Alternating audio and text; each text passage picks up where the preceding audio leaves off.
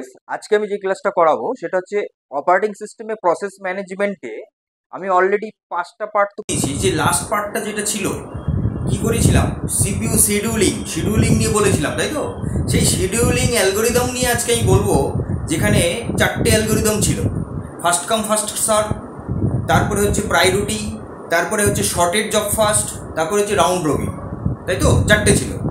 তো এই 4টের মধ্যে থেকে আজকে আমি যেটা ফার্স্ট কাম ফার্স্ট সার্ভ, সেই শিডিউলিং অ্যালগোরিদমটা আমি আজকে ম্যাথমেটিক্যাল ওয়েতে আমি তোমাদেরকে দেখাবো, যেটা তোমাদের এক্সামে আসে। যারা কম্পিউটার ইঞ্জিনিয়ারিং করছো, কম্পিউটার সায়েন্স নিয়ে পড়ছো, যারা বিসিএ করছো বা বিআইটি করছো, যা বিটেক করছো, তাদের জন্য আজকের ভিডিওটা কিন্তু ভেরি ভেরি ইম্পর্টেন্ট।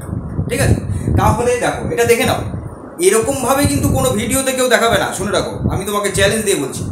দেখো, প্রথমে কি আমি কোশ্চেন দিয়েছি, কোশ্চেন এরকমই কোশ্চেন আসে, বোর্ডের দিকে দেখো, এরকমই কোশ্চেন আসে। Draw a Gantt chart illustrating the execution of the process using first come first serve, এরকমই কোশ্চেনটা আসে। এখানে যেমন আমি একটা দিয়েছি, ওখানে ফার্স্ট কাম ফার্স্ট সার্ভ থাকবে, কমা দিয়ে থাকবে হচ্ছে শর্টেজ জব ফার্স্ট, কমা দিয়ে থাকবে রাউন্ড রবিন, কমা দিয়ে থাকবে প্রায়োরিটি শিডিউলিং, একসাথে 4টে দিয়ে দেয়। কিন্তু আমি 4টে একসাথে করাবো না, আমি 1 বাই 1 স্টেপ বাই স্টেপ একে 4টেই করাবো। কিন্তু সেটা 4টেই হবে 4টা প্রোগ্রাম দিয়ে, মানে 4টে প্রবলেম দিয়ে, সেটা ম্যাথমেটিক্যাল ওয়ে দিয়েই তোমাদেরকে দেখাবো। দেখো, আজকে তাহলে ফার্স্ট কাম ফার্স্ট সার্ভটা আমি দেখাবো গ্যান্ট চার্ট। এইবার এই কোশ্চেনটার মধ্যে দুটো জিনিস জানতে হবে। একটা হচ্ছে গ্যান্ট চার্টটা কি, what is Gantt chart, and second one হবে যে বার চার্টটা কি আছে, মানে বাস টাইমটা কি আছে। বার চার্ট না, সরি, বাস টাইম কি আছে, বাস টাইম, BURST, দুটো জিনিস জানতে হবে। কি কি বললাম? একটা বললাম BURST, বাস্ট টাইম, আর একটা জানতে হবে হচ্ছে গ্যান্ট চার্ট। দুটো জিনিস জানতে হবে। এটা করার আগে আমাকে দুটো জিনিস তোমাদেরকে বলে নিতে হবে, না হলে তোমরা ভালো করে বুঝতে পারো। দেখো, বাস্ট টাইম এটা মানে কি? এটা মানে হচ্ছে কোনো প্রসেসের actual execution time, excluding waiting time বা এক্সক্লুডিং আদার্স কোনো ওয়েটিং টাইম। ঠিক আছে? Only for execution time, actual execution time. আর গ্যান্ট চার্ট কোনটা?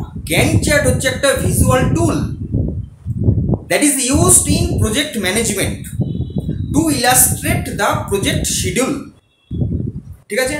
প্রজেক্ট ম্যানেজমেন্টে এই গ্যান্ট চার্ট ভিজুয়াল টুলসটা ইউজ হয় কি করতে? ইউজ হয় প্রজেক্টের শিডিউলটাকে ব্রেকআপ করে দিতে, ইলাস্ট্রেট করে দিতে। ঠিক আছে? তাহলে এই দুটো জিনিস তোমরা বুঝতে পারলে। এইবার তোমরা প্রবলেমটার মধ্যে আমি যাচ্ছি। দেখো, প্রথমত হচ্ছে এখানে একটা রুলস জানতে হবে। কি রুলস?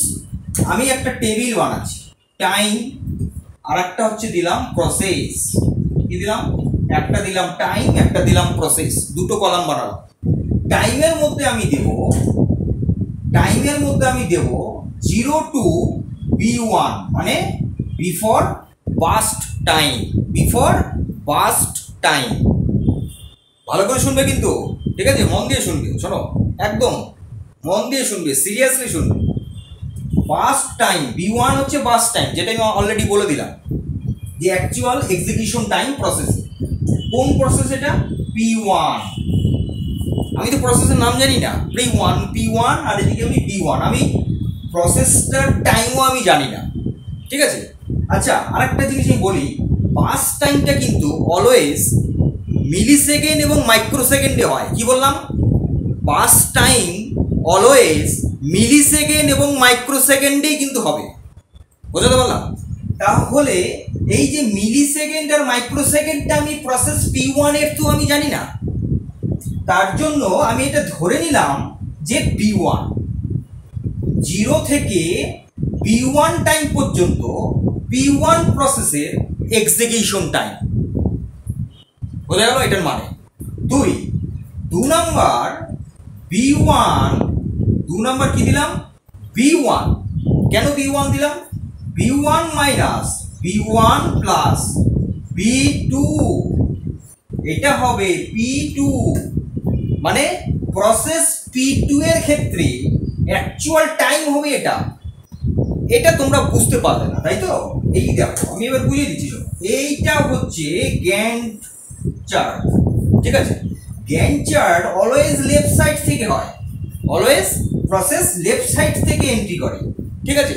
তাহলে আমাকে এ পাশ থেকে এন্ট্রি করতে হবে। আমি এখানে দুটো প্রসেস নিয়েছি, P1 P2, আমি দুটো প্রসেস কি আমি এখানে ভাঙবো। তাহলে কি করব, প্রথমে P1 এর স্টার্টিং টাইম কত ছিল 0, আর এন্ড টাইম কত ছিল P1 পাস টাইম, যেটা আমি জানি না, ঠিক আছে? অলওয়েজ কোনো ব্যাপার না। B1 এটা হচ্ছে B1 ধরে নিলাম, তাহলে এটা হচ্ছে প্রসেস P1, রাইট?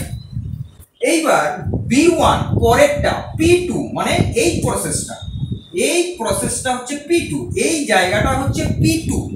তাহলে এইবার আমি কি দিয়েছি, B1 মাইনাস, মানে B1 থেকে স্টার্টিং হচ্ছে, এটার থেকে স্টার্টিং হচ্ছে, এখান থেকে স্টার্টিং হয়ে ও যাচ্ছে কোথায়, এই পর্যন্ত, যেটা আমি জানি না। তাহলে এটা কত হবে, এটা হবে, ধরো আমি যদি, মানে এই যে B1 যত হবে, ধরো যদি এটা B1 হয় 24, সাপোজ ধরো B1 হলো 24 মিলিসেকেন্ড বা মাইক্রোসেকেন্ড, তাহলে এই B1 আর B2 যোগ করে যেটা হবে, তার থেকে এই 24টাকে বাদ দিলে পরে এটা বেরোবে। বলা বললাম, এটা হচ্ছে ফর্মুলাটা। এই ফর্মুলাটা তোমরা মনে রাখবে, এই ফর্মুলাটা কিন্তু তোমরা বইতে পাবে না, এটা বই থেকে ক্যালকুলেশন করে ভেবে চিন্তে আমার বার করা হয়েছে, ঠিক আছে? এটা আমি বার করেছি। দেখো এখানে যেটা এক্সিকিউশন হয়, তোমরা ভাবলে তোমরা পারবে। এই জায়গাটা কি, এই জায়গাটা হচ্ছে 0 থেকে স্টার্ট। আমি কি করেছি, 0 থেকে স্টার্ট করেছি। 0 থেকে এন্ড টাইম কত, B1। তাহলে 0 থেকে যদি B1 এন্ড টাইম হয়, তাহলে পরের প্রসেসটা B1 থেকে স্টার্ট হচ্ছে, তাহলে কত পর্যন্ত যাবে, B2 পর্যন্ত যাবে। তাহলে অলরেডি তো এই টাইমটা বাদ যাবে, যাবে না? তাহলে B1 এই টাইমটা তো বাদ যাবে, মানে এই টাইমটা তো ওর থেকে শুরু হচ্ছে। তাহলে B1 প্লাস B2, মানে এখান থেকে স্টার্ট হচ্ছে এই পর্যন্ত। তাহলে এ তো হবে কি, এখান থেকে এই পর্যন্ত হবে। তাহলে কি হবে, তাহলে B1 যে টাইমটা আর B2 যে টাইমটা, দুটো টাইম যোগফলটা B1 থেকে বাদ যাবে না, ঠিক আছে? তাহলে এটা হচ্ছে গ্যান্ট চার্ট। যে আমি চার্টটা আমি এখানে আঁকলাম, এই চার্টটাই হচ্ছে গ্যান্ট চার্ট। অলওয়েজ এ পাশ থেকে শুরু হয়, প্রসেসগুলো এ পাশ থেকে এন্ট্রি করে, ঠিক আছে? তাহলে এই যে গ্যান্ট চার্টটা আমি ড্র করলাম, এখানে ওয়েটিং টাইম কত, ওয়েটিং টাইম হচ্ছে এই P1 এর ক্ষেত্রে, P1 প্রসেসের ক্ষেত্রে ওয়েটিং টাইম কিন্তু 0, ঠিক আছে? আর এই P2 প্রসেসের ক্ষেত্রে ওয়েটিং টাইম কত হবে, এই B1, মানে B1 যত মিলিসেকেন্ড বা মাইক্রোসেকেন্ড হবে, সেটা হচ্ছে P2 ওয়েটিং টাইম, এটাও দেয়। তাহলে একটা হলো গ্যান্ট চার্ট আমি ড্র করলাম P1 P2 দুটো প্রসেসের, এবং ওয়েটিং টাইমটাও বার করতে দেয়। সেটা কি করে বার করবে না, আগের টাইমটাই হবে ওই প্রসেসের ওয়েটিং টাইম, মানে P1 এর প্রসেসিং ওয়েটিং টাইম হবে আগের টাইমটা, মানে 0। আবার P2 ওয়েটিং টাইম হবে কতটা, আগেরটা, মানে P1। কারণ কি, যখন P1 ঢুকছে, ফার্স্ট কাম ফার্স্ট সার্ভ, এর আগের ভিডিওতেই বলেছিলাম, যেটা ফার্স্টে আসবে সেটাই ফার্স্টে বেরিয়ে যাবে। তাহলে P1 যখন এখানে যাচ্ছে, এ তো ফার্স্টে আসলো, কিন্তু P2, তাহলে কি হচ্ছে, P1 যতক্ষণ পর্যন্ত না শেষ হবে, ততক্ষণ পর্যন্ত কিন্তু P2 কিন্তু এক্সিকিউশন স্টার্ট হবে না, ঠিক আছে? যতক্ষণ এটা না শেষ হচ্ছে, ততক্ষণ P2 স্টার্ট হচ্ছে না। এটার মানে তাই দাঁড়াচ্ছে। তাহলে এই হচ্ছে ফার্স্ট কাম ফার্স্ট সার্ভটা আমি তোমাদের গ্যান্ট চার্ট দিয়ে যেটা বোঝালাম, ঠিক আছে? তো এখানে তোমরা জানলে যে পাস্ট টাইম কি আর গ্যান্ট চার্ট কি, এবং সেটা আমরা কিভাবে একটা প্রবলেম ওয়েতে আমরা কিভাবে সলভ করব, এই গ্যান্ট চার্ট কিভাবে ড্র করব, সেটা কিন্তু সেই প্রসেসটা আমি তোমাদের শেখালাম। এই যে লজিকটা, এই রুলসটা মনে রাখবে পরীক্ষার সময়। এই রুলসটা তোমাদের টাইম যা দিক, 24 দিক, 25 দিক, 3 দিক, যা খুশি দিক, এই ফর্মুলাটা মনে রাখতে হবে। এরপরে যদি আবার P3 চলে আসে, তাহলে হবে কত, দেখো আমি এখানে দিয়ে দিচ্ছি, দেখো যদি এরপরে P3 আসে, মানে ধরো আরেকটা প্রসেস আসলো, সেক্ষেত্রে তাহলে এই টাইমটা কত হবে? B1 plus B2, B1 plus B2 minus B2 plus B3। বুঝতে পারলাম?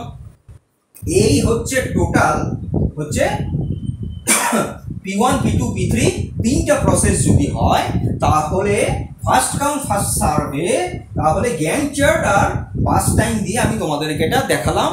এতে বোঝাতে পারলাম কি যে first come first serve waiting টাইমটা কিন্তু বেশি যাচ্ছে। কারণ কি, এ যদি জিরো টাইমে আসে, পরবর্তী প্রসেসটা কিন্তু যদি 24 মিনিট মাইক্রোসেকেন্ডে আসে, তাকে ততক্ষণ পর্যন্ত ওয়েট করতে হচ্ছে যতক্ষণ পর্যন্ত না P1 প্রসেসটা কমপ্লিট হচ্ছে।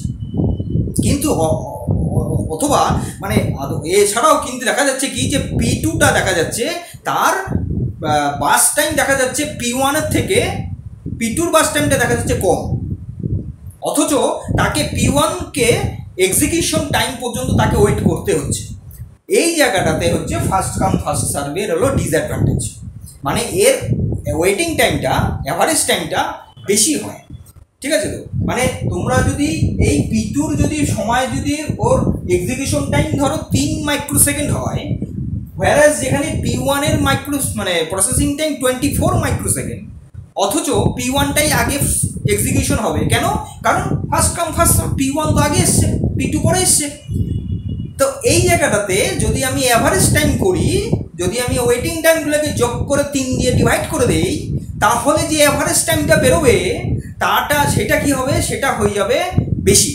কোনটার থেকে বেশি? যদি আমরা P2কে আগে দিই, তাহলে P2র যে ওয়েটিং টাইমটা সেটা অবশ্যই P1 এর থেকে কম হবে, কারণ P2র তো এক্সিকিউশন টাইমটা 3 আর P1 এর এক্সিকিউশন টাইম তো 24।